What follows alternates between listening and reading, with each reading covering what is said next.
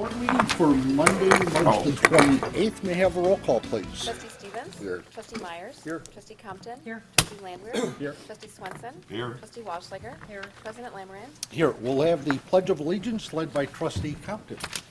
Pledge allegiance to the flag of the United States of America and to the republic for which it stands, one nation, under God, indivisible, with liberty and justice for all. Okay, the first item on tonight's agenda is citizen participation. That's for citizens that would like to address the board on matters that are not on tonight's agenda. Okay, I'm short. I am short and I'll be short. Good evening, everybody. You need my address? Sometimes people want my address. No? I'm Jill Vento. I'm running for Lake Country Municipal Court Judge, and I'm here to say hello, introduce myself to you, and to tell you just a little bit about me. I've devoted the majority of my 30-year legal career to working with families and children, both in private practice and for the government, where I prosecuted child abuse and neglect cases for Waukesha County. I also prosecuted paternity cases, mental health commitment, guardianships, termination of parental rights, things like that. I have been and continuing today to be in court on almost a daily basis. I did very well in law school. I graduated 14th in my class from Marquette, and took a job at White Hirschbeck, a large corporate law firm downtown Milwaukee, where I did a lot of variety of corporate matters, but primarily federal tax, probate, estate planning, things along those lines. Before going to law school, I was a probation and parole officer for the state of Wisconsin in Milwaukee, Racine, and Waukesha counties, and I worked closely with police departments in all three counties, but mostly in Waukesha County. And before that, I was an alcohol and drug abuse counselor. I'm also involved in a lot of civic items. I'm currently on the board of directors at Norris Adolescent Center in Mukwonago. We deal with delinquent youth, males. I'm a former board member at the YWCA in Waukesha. I've been on the board of directors at the Collaborative Family Law Council of Southeastern Wisconsin. I served on several committees at Kettle Moraine High School where my children attended. Probably the most significant, we did a 2-year study of population growth in and out of the district to ascertain, should we build a new school, what should it be, back and forth. They decided ultimately not to do anything, but we still did a lot of work for it. I have been a mentor for MOPS International, which is Mothers of Preschoolers, and I've even written a book on parenting. So I have worked with a wide variety of people doing a wide variety of things, which really is what municipal court is all about as a people's court. So I have devoted my career to service, and becoming the next Lake Country Municipal Court Judge would be another way for me to serve my community. And I think I will do a good job, and I would ask you for your vote. Okay? Thank you. Good luck to you. Thank you very much.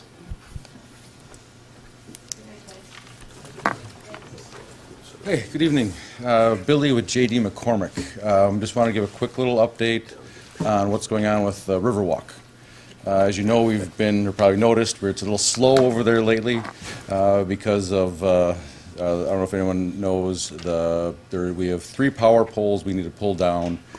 We Energies has their stuff off for about a week and a half now. We're waiting on Time Warner and AT&T to get their stuff out of the way so we can continue. We're doing everything we can to meet the deadlines and stuff that we have placed, but we're right now being hamstrung by those 2 entities. I just got today a confirmation from AT&T that they will have everything off by the 6th, but I still have no call back from Time Warner. So if anyone has any contacts or anything I can call to make a nudge, I would appreciate that, but I have no contact from Time Warner. So at this point, I don't know when we will actually proceed a lot. We're going as fast as we can. Cut it.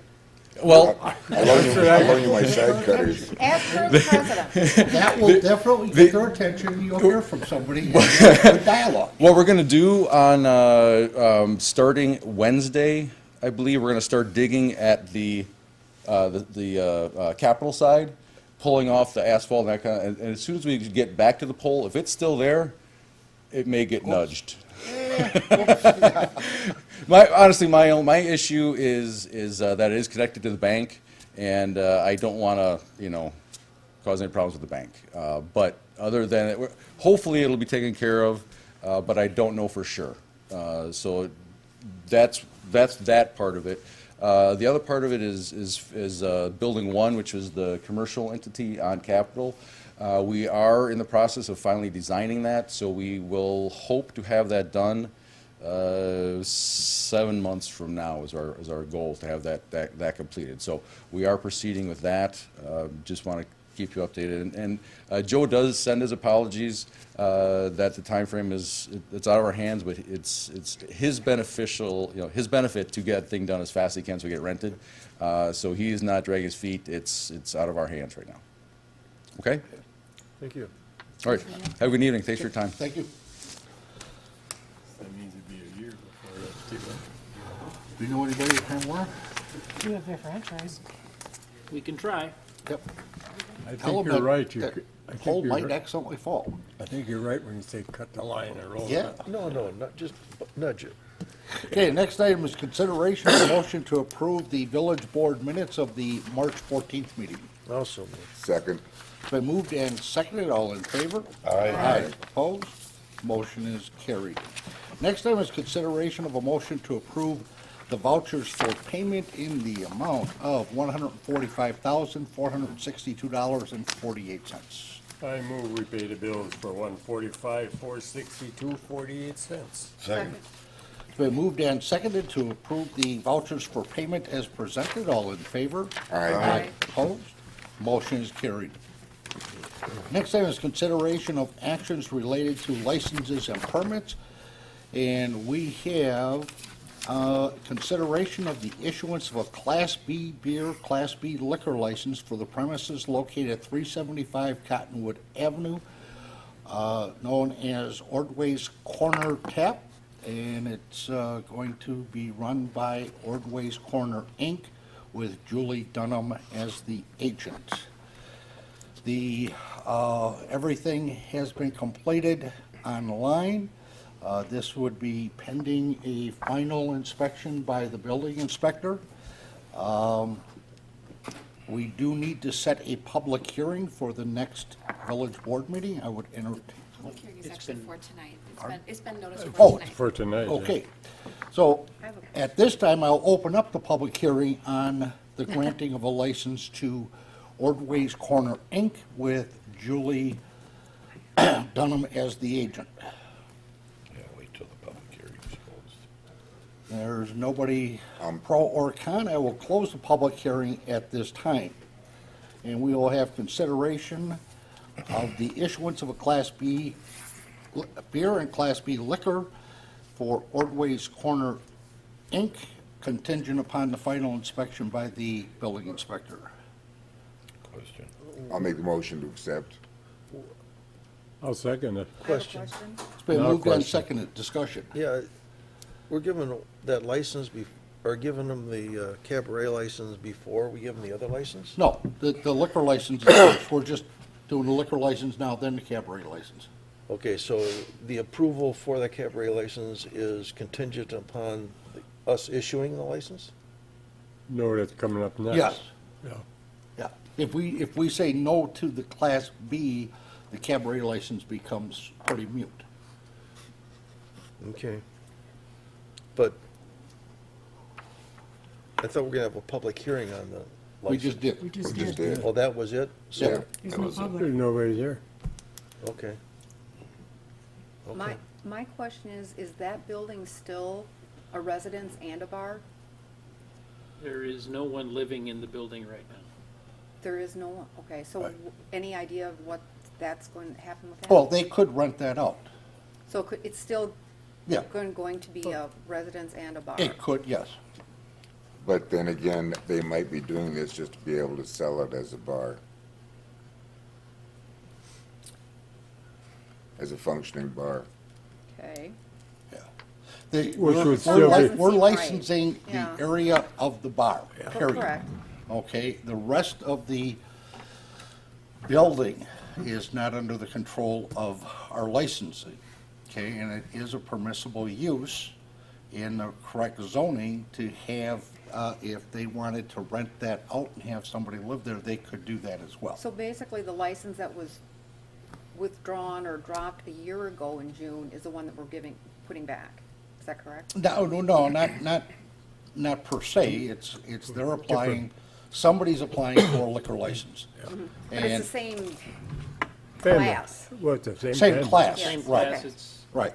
And my only question is, we do have how many available at this time? After this is, if this is issued, we would have one additional Okay. regular and then one reserve. Okay, all right. Any other questions? Now we'll call the question. It's been moved and seconded to approve the license. All in favor? Aye. Opposed? Motion is carried. Then they are also requesting to be issued a cabaret license with Julie Dunham representing Ordway's Corner, Inc. Question. Yes. I've only been in there once, but it's a little tiny place. What are they gonna do? Are they gonna have a jukebox or they sure don't have room for a band and there's no room to dance? But you gotta have the license if you're gonna, like they used to come on St. Patty's Day and they had guys in there and they played, then you had to have a license. I mean, it isn't a dance hall or a jiggaroo, it's any entertainment. And it's not our problem. That's true. Is this Julie Dunham, does she own the building? Is she renting it, leasing it? She's It's one the of the daughter. daughters. So does she own it? It's irrelevant at that Okay. point. no. Okay. I'm- Other than she has to prove that she has a lease or some type of ownership of the premises for the bar. And she has Okay, done and that? that she has filed with her other application forms, so. Okay. Okay. I'll make a motion. Second. It's been moved and second to approve the cabaret license, which would expire June 30th, 2016. All in favor? Aye. Opposed? Motion is carried. Then we have a bartender operator's license expiring June 30th, 2016 for Samantha Monorail Garza. I make a motion, we approve. Second, Been moved and second to approve the operator's license. All in favor? Aye. Opposed? Motion is carried. Next item is consideration of the second reading of Bill for Ordinance 413, 2016-01, an ordinance to amend Chapter 38 of the Village of Hartland Municipal Code pertaining to fire protection and prevention. At this point, the ordinance is unchanged from last time. I just cleaned some of it up. I wanted to just make sure I highlight that in the ordinance, the version that you have in your packets tonight has that italicized phrase related to fees that sort of was in question last time. That remains in. As the chief's memo indicated, they're not ready to make a recommendation on any kind of a background, if you will, software or electronic program related to inspections, but the meat of the ordinance, we'd like to still continue to move forward, and that, of course, is primarily the change in the regulation, update that reference, and then leave in the other two, keeping in mind, of course, that at any point the board can change it before you adopt. So, We're going to the NFPA codes, and then we're looking at Wisconsin statute or administrative code. It says the most restrictive code, or restrictive provisions shall apply. Well, if there are the most restrictive, why don't we list that? because it sometimes is different between the two codes. So usually what happens is that there is the NFPA, which is, as you know, the national code, and then the state will either in the statute or via the statute in the administrative code will modify certain provisions and make them Wisconsin-specific. They might Well, make then why them, don't we just do Wisconsin codes? because the NFP is the base code, NFPA rather, is the base code, and then some parts of that are added to or changed by the state's administrative code. Well, I guess it goes back to that thing, I know you put that italics in there, that the village board that fees will be scheduled. I don't want fees in this thing, and it's, like, even into that page 2 up in the top, you know, those who fail to comply to these requirements will be subject to additional fees as determined by the village boards. Well, I don't care, because now we're putting fees in there. We don't want fees, but now we're gonna get fees. So why do we list fees in here if we're gonna do it separately by the board? Because it's part of the ordinance, and if the village board would not have to adopt a new ordinance or change the ordinance, we would just adopt the fees as part of our fee schedules. So we do have an ordinance right now. This will be the ordinance. But This is we do cleaning have up. an ordinance, but we're really not changing anything with regard to fees. Correct, at this point. Right. So the fees are in there right now. No. There are no fees. But we're adding It's- fees to it's something saying- that's already there. It's saying, it's saying that the village board could attach fees. Where does it say could? As fees to be filed and fees as established by the village board. The village board could establish fees. Okay, we haven't, but we could. Okay, so it is saying as established by the village board. And as of this date, and as the passage of this ordinance, this village board will not have passed and established any fees. So why do we have to list that fees will be in there? Can we not take that wording out? No, Well, no. You could, you no, just you would have to could, put but it in later. Well, You if could, wanted. but then we have to, if we do that, then we have to go back someday Have and another amend ordinance. the ordinance We before amend a we lot of establish stuff. the fees. Let's put it Well- right in, and if this board establishes the fees, we will establish them. It's that simple. I Okay. talked to 2 business owners today regarding this, asking about what some thoughts were on this. And the way that I interpret what's in red here, the changes, how does, let's say, Company A know that the state has a more strict code that's, they've just changed it and it's more strict, and then we go in, or whoever, the fire department goes in, fines them for that, how do they get notified first that they should make this change? Do we not Wait, give them a no, notice first? Yes, right. It's, our fire inspector will go in. Right. And if he finds a violation, he writes them up and he Right, tells them. Right, And they have to fix it. correct. Okay? And the agencies that they hire to fix their problem need to report that that has been changed. Correct. And if they don't, we can fine the people. If we go back and our inspector goes back a year from now and finds the exact same thing, we could fine them. Okay, but as of right now, we do not have fees established for that. But who's paying for this outside company to make sure that they're doing this? Aren't they be charging a fee to the business owner? They could be, I don't know. What, Okay. you know, to talk about your specific question, how would a property owner know? Aside from a time when they're doing improvements to their property, you're right, they probably wouldn't know. And the reason they would know during improvements is because they would generally have hired a professional, an architect, to do the design for them, and that person would ensure that they were in compliance. But what President Lamoran said is generally accurate. The fire inspectors, which go through all of our commercial buildings twice a year, would go in, and if they identified an issue, whether it's new or old in terms of code, they would write them out. Here's your report, here's your issues, this is what you have to address. Frequently, what the problems are, outdated extinguisher inspections and things like that. But if there were other more substantial items, they would get written up. And depending on the severity of the issue, it could be you have to have this repaired in 2 weeks, if it's really quite severe. If it's not, make sure it's done before we come back, you know, in 6 months, depending on the issue. So that's how those things would get addressed. When they come back, whether it's in the 2 weeks or it's in the 6 months, when they come back, if it's the same issue, that's where I think the fire department's going to start looking at, and they can do and this is today, I'm talking about today, not any fees or anything of that sort. They could if the problem were persistent enough and they weren't getting cooperation from an owner, They could write a citation, because it is a violation of the village code to not be in compliance. So they could write a citation and force the issue that way.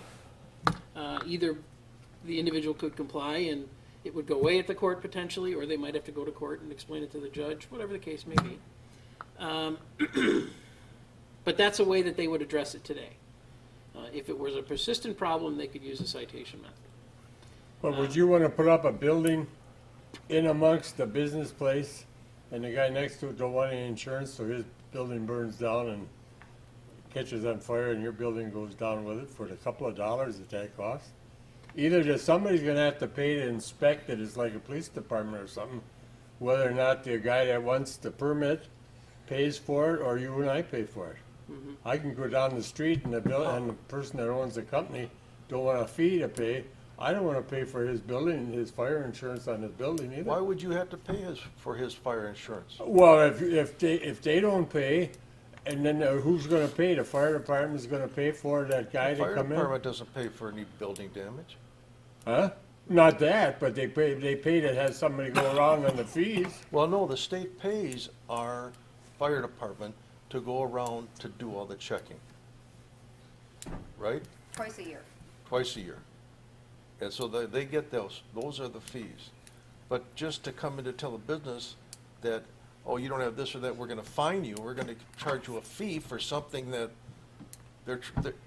if you get business insurance, you have to have specific things, otherwise your insurance is void. Well, that's what I thought too, I'd say. So I don't know why we wanna add another fee onto there, especially if the state's already paying for this, for our, labor to go in there to check that. Now, if they're not paying enough, then yes, let's ask the state for more money.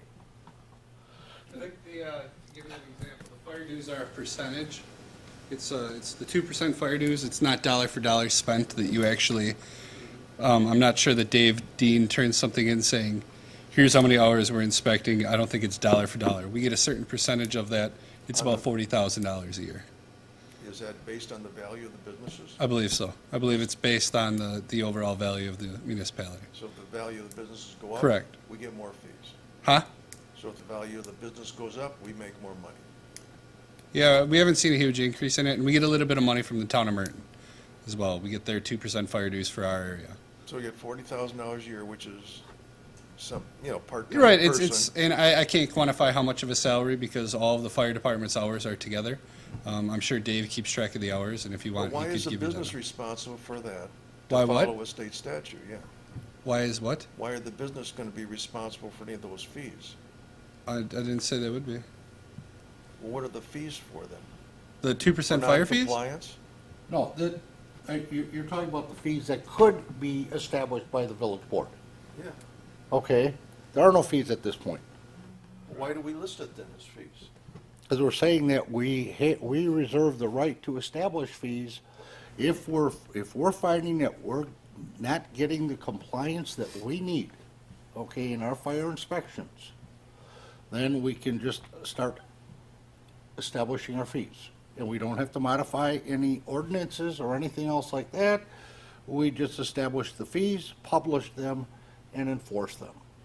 Okay? Why don't we just send a letter then for 40 cents or whatever the postage is now, and send a letter to their insurance company, say they're not in compliance with the village code? Rather than charging a fee, let the person then negotiate with his insurance carrier. Why does the government have to get involved more in the business? I have No. to say, the companies I did talk to want to be compliant. They Oh, yeah. want to have Right. everything working If properly. they're compliant, then we have no problem. But again, they want to be notified if there's a change in something so they can have it up and Yes, running and if right there is for a- their inspection. If, That makes but their sense, yeah. inspection does not cost them anything from us, okay? Correct, but if So if changes are made at the state level, okay, they get published, et cetera. That business, through their insurance company or their fire protection companies that come in and service them, should be the ones telling them, this is what's happening with the law, and we have to do this to have you in compliance. That's up to them to maintain their building with the proper fire extinguishers, fire suppression systems, sprinkler systems where they're required by state law, et cetera. It's not laws that we are passing, it is laws at the state level. So you're saying the company that should be notifying the business owner, the fire, Yeah. the people that install, well, then why don't we fine them? If they do not notify the business owner, why don't we fine them? Because we do not have a contract with them, we do not have control over it to that outside.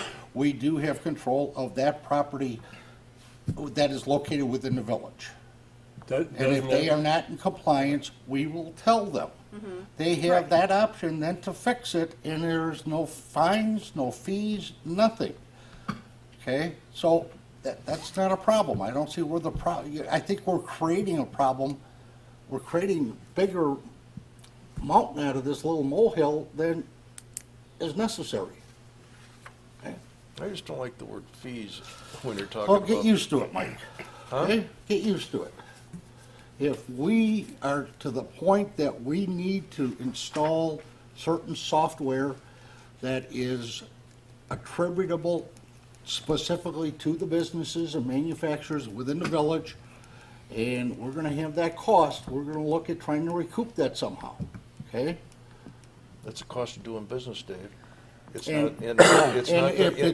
if that software is aimed, is there for the protection of this village and its residents, to get all of the businesses in compliance, and if we need that software and we decide, this village board would decide to pass that cost on, we will do that, okay? It's that simple. So we're getting the software no matter what, Don't know that for fact, okay? okay? That's up to our fire chief. See, the main thing about this is if this board doesn't want to fee, We don't have to put you one don't in. have to put it in. But all of a sudden, the next board wants to fee, Yeah. then we gotta go through the 3 readings of the ordinance, and we gotta draw up all this stuff. And this way here, all you do is the board inserts it. It's all done, all this legal stuff and is all paid for already. Yeah. Cause these ordinances, they aren't free. When you go to an attorney and you have that all drawn up. So this will be carried over to the third reading at the next regularly scheduled village board meeting. The next item are items that were referred from the March 21st Plan Commission meeting. There are items, consideration of site plans and building plans for the lift station building and entry monument sign for the Four Winds West subdivision.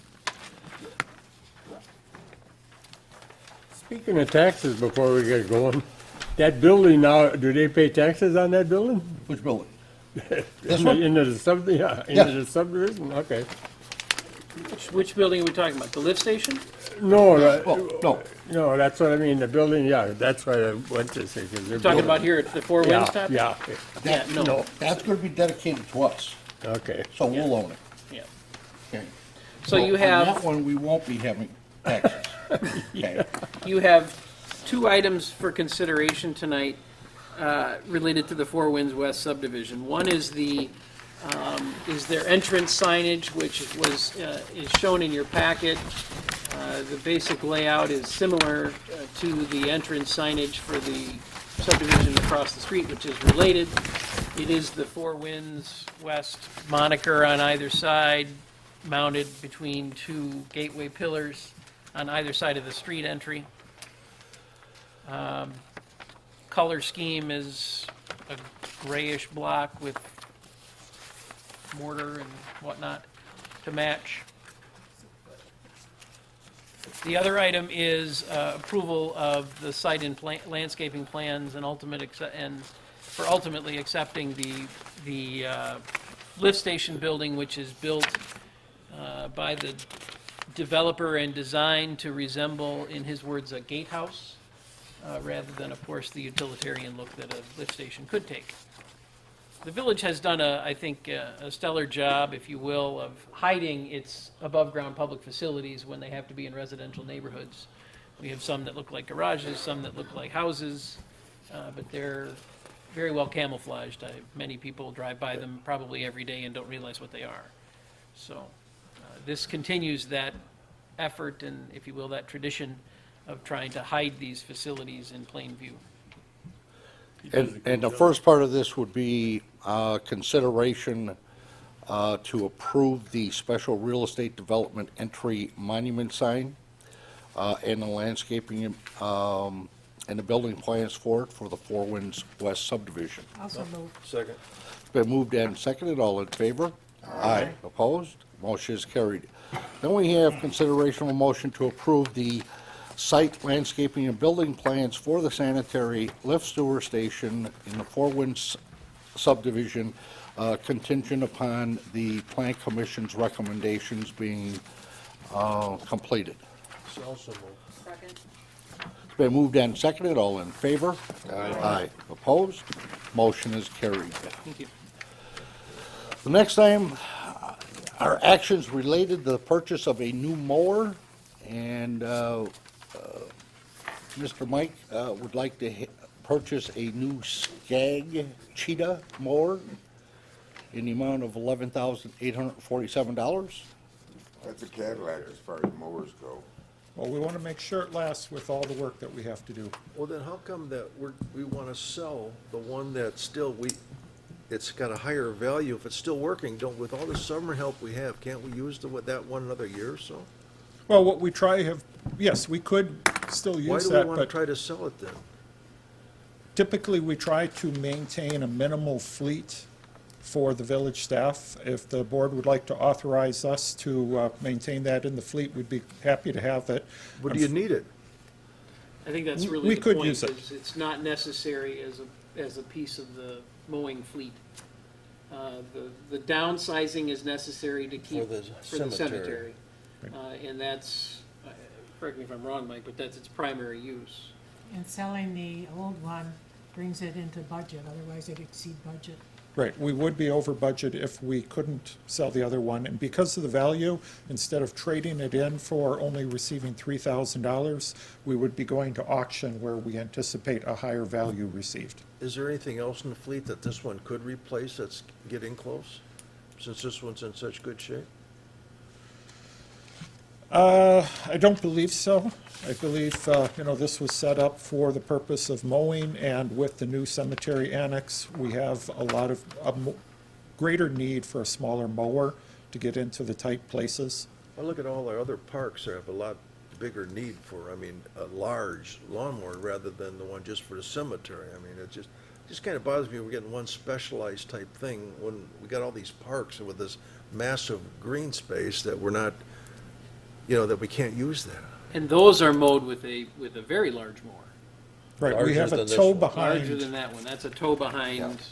This one's a tow behind? No. No. The one that does the main parks is a tow behind, very large mower. This was bought so that it's smaller, so it goes around the stones and stuff, isn't it? Well, we It have some works better? planting areas that it goes around some trees. Yeah. So we go through with the large mower, and then the small mowers follow up with the trim work.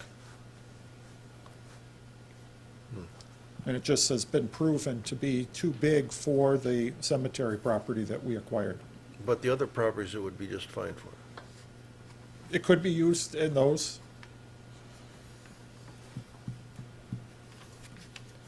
As a staff, we just didn't see a need to have both of them in the fleet, especially in the instance where the one that we would sell is relatively new, relatively few hours, and would have a high value we would anticipate on the resale market. About 8,800, huh? So if we get That's a the good guess. Well, three maybe not grand that out much, of but it could be it, closer that'll to keep that. us in the budget we want. Yes, and we anticipate receiving more than the $3,000 for it. More than 3,000? Yes, sir. That was what was offered by the dealer Oh, as a right, trade-in. right. And we Okay. feel that it's worth more than that amount. I move that we authorize the purchase of this Skag Cheetah mower for $11,847.99. I'll second it. Been moved and seconded. All in favor? Aye. Opposed? Motion is carried. Next part then is a motion to declare as surplus one 2011 Skag Turf Tiger model STT 61V28 cat mower and authorize its disposal at auction. Also move. Second. It's been moved and seconded. All in favor? Aye. Opposed? Motion is carried. Don't run too far, Mike. Next one is yours, too. Consideration of a motion to authorize the purchase of 2 laser flow meters for the sanitary sewer system from Mulcahy Shaw Water of Cedarburg in the amount of $34,035. Also move. Second. It's been moved and seconded. All in favor? Aye. Opposed? Motion is carried. Next item is consideration of a motion to approve an agreement with AECom of Milwaukee for water leak detection services in the amount of $7,309. What's the water outside service account? That's where if we have any kind of contracted services, we would pay them out of that account. What is that account? I mean, what do you budget for that? What How the, much is the How do you account? budget? how much is in there? We look at what type of outside services the village would encounter in the water utility and estimate what the cost of those services would be, and that's what the amount is That's like for budgeted. Visu and all those other different services then? Right, a company like Visu, or if there's a well pump that needs to be remanufactured, or a well that needs to be pulled and the casing of that well has to be cleaned out, those are the types of services we'd pay out of that account. And also this testing, Well, I think that's a good idea to do that because we've run in past, we've run into leaks that have been leaking for 2 years or something, you know. right, by doing this on an annual basis, we minimize our water loss, which is a requirement from the Public Service Commission, and also the DNR encourages communities to conserve their water use. I also move that we approve that AECom Second. leak detection service. It's been moved and seconded to approve an agreement with AECom of Milwaukee in the amount of $7,309. All in favor? Aye. Opposed? Motion is carried. Next item is consideration of a motion to approve the submittal to the Wisconsin Department of Natural Resources of the MS4 Annual Stormwater Report. As we have our annual discussion at this time every year, this report details what the village has done in regards to stormwater. We have a public education contract with Waukesha County that handles a lot of the public education that we do with the community. But in addition to our normal activities that we've been reporting on over the years, the DNR has required 2 additional reports that we have to do with this, beginning with this report. One is the winter road maintenance activities. What they want to know is exactly how we have taken care of the winter activities, especially how much salt or sand or salt brine is put on the roads. We have to track that on a monthly basis. We have to try to conserve with the amount of material that we use, and we are always looking at public safety as our #1 priority.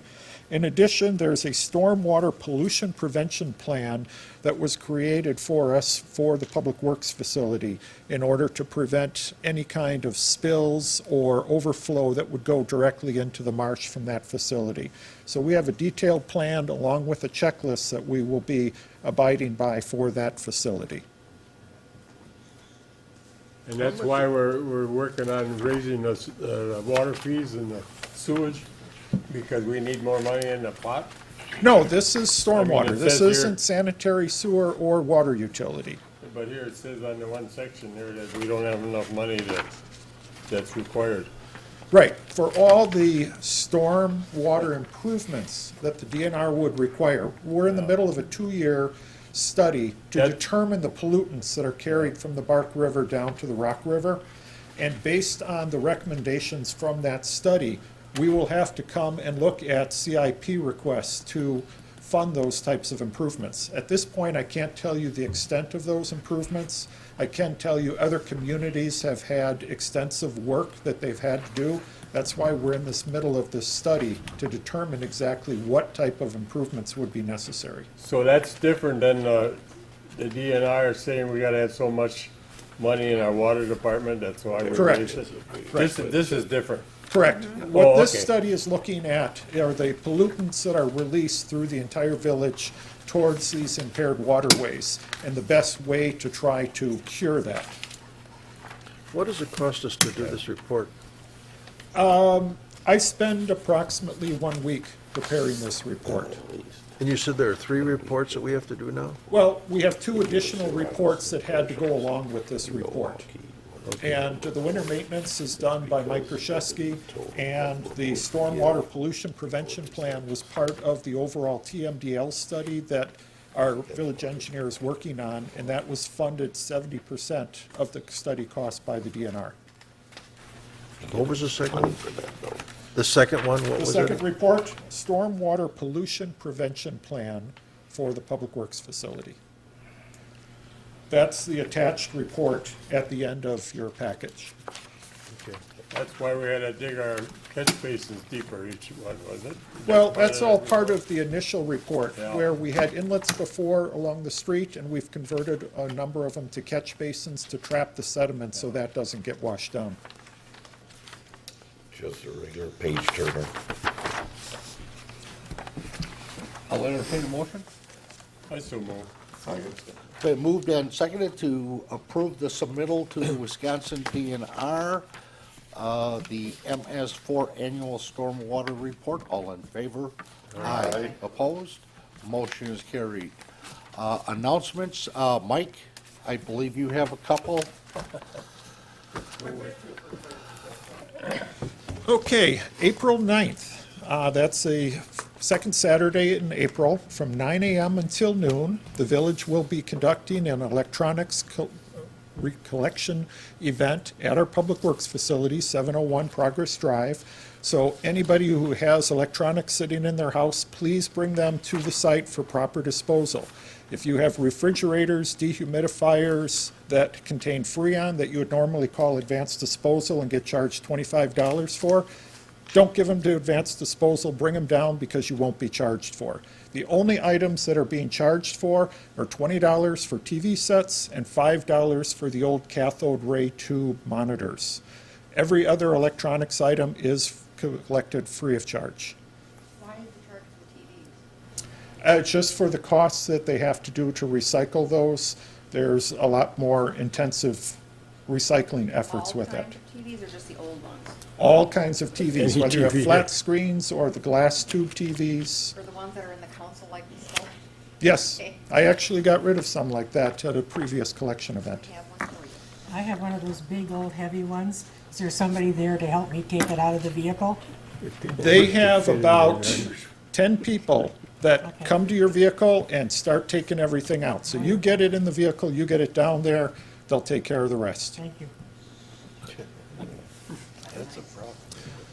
The other item I'd like to make mention about is this week, while the schools are on spring holiday, We Energies has begun their gas main replacement work along Nixon Avenue and Renson Road. So if you happen to see some excavations going on out there, you can use another route. You will still be able to get through. They will be limiting the road occasionally to one lane at each direction, or one lane with flagger control. So it might be best just to avoid it, but we've timed this to have it done while the kids are off on their break. I'm glad they're farther down the street. Yes, they're only going up to 3 years Circle of that in Drive on front of my Renson. house is about all you can handle. Thank you very much. All right, thank you. I have one announcement, and that is, we have an election coming up on Tuesday, April the 5th. The polls open at 7 a.m., they close at 8 p.m. All voting will be held here at the Village Hall. Please come out and vote. It matters. It does. Usually we're at the end of the line and it doesn't matter. Right. So, anything else? In the what line? If not, I'll entertain a motion. I can make a motion that we adjourn. Second. Been moved and seconded, all in favor? Aye. Opposed? Motion is carried.